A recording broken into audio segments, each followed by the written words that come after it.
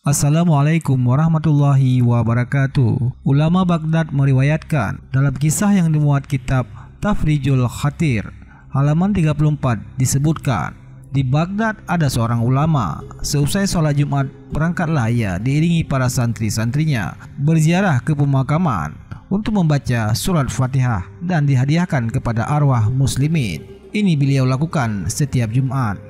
Di tengah perjalanan, ia menemukan seekor ular hitam yang sedang melata. Dipukullah ular itu dengan tongkat sampai mati. Setelah ular dibunuh, langsung saja alam sekitar daerah itu diliputi kabut kelam dan menjadi gelap. Para santrinya tambah terkejut karena gurunya mendadak hilang. Mereka berusaha mencari di tiap-tiap tempat, namun tidak ditemukan. Tiba-tiba gurunya muncul kembali dengan pakaian serba baru. Mereka heran dan segera menghampiri gurunya sambil menanyakan kejadian yang dialaminya.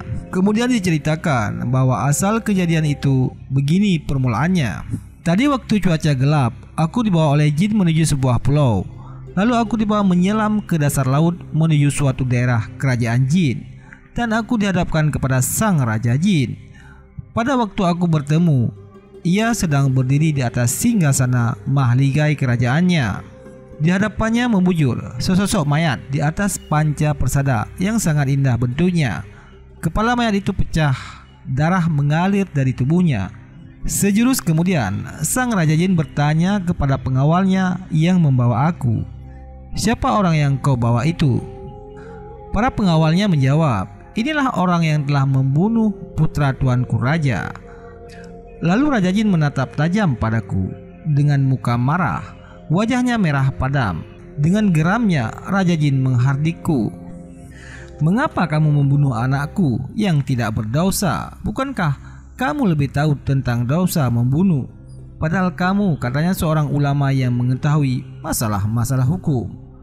Dia berkata dengan suara lantang, muka berang menakutkan. Segera aku menjawab, menolak tuduhan itu. "Perkara membunuh anakmu, aku tolak. Apalagi yang namanya membunuh. Bertemu muka pun aku belum pernah." Raja jin menjawab, "Kamu tidak bisa menolak. Ini buktinya. Para saksinya juga banyak." Lalu dengan tegas tuduhan itu kusanggah. Tidak bisa. Semuanya bohong. Itu fitnah semata." Para saksi jin mengusulkan supaya raja memeriksa darah yang melekat di ujung tongkatnya. Lalu sang raja bertanya, "Itu darah apa yang ada di tongkatmu?" Aku menjawab, "Darah ini bekas cipratan darah ular yang kubunuh." Raja jin berkata dengan geramnya, "Kamu manusia yang paling bodoh. Kalau kamu tidak tahu ular itu adalah anakku." Ketika itu aku bingung, tidak bisa menjawab lagi, sehingga aku pusing. Bumi dan langit terasa sempit karena sulit mencari jalan pemecahannya. Raja jin melirik kepada seorang hakim, lalu aparatnya seraya berkata, "Manusia ini sudah mengakui kesalahannya. Ia telah membunuh anakku. Kamu harus segera memutuskan hukuman, yaitu ia harus dibunuh." Setelah jatuh keputusan, aku diserahkan kepada seorang algojo. Pada waktu kepalaku akan dipancung, algojo sedang mengayunkan pedangnya ke arah leherku. Tiba-tiba muncul seorang laki-laki tampan bercahaya sambil berseru, "Berhenti!